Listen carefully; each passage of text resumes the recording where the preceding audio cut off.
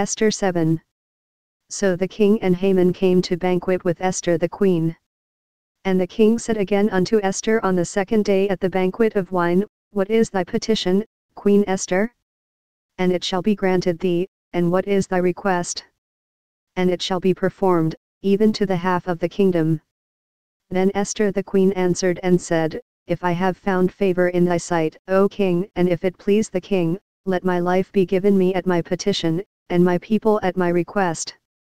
For we are sold, I and my people, to be destroyed, to be slain, and to perish. But if we had been sold for bondmen and bondwomen, I had held my tongue, although the enemy could not countervail the king's damage. Then the king Ahasuerus answered and said unto Esther the queen, Who is he, and where is he, that durst presume in his heart to do so?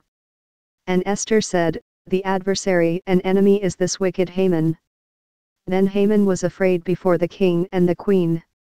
And the king arising from the banquet of wine in his wrath went into the palace garden, and Haman stood up to make request for his life to Esther the queen, for he saw that there was evil determined against him by the king. Then the king returned out of the palace garden into the place of the banquet of wine, and Haman was fallen upon the bed whereon Esther was.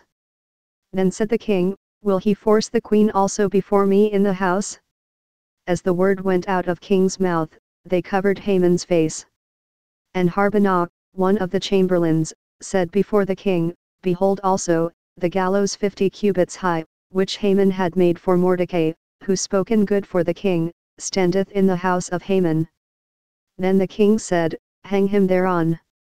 So they hanged Haman on the gallows that he had prepared for Mordecai. Then was the king's wrath pacified.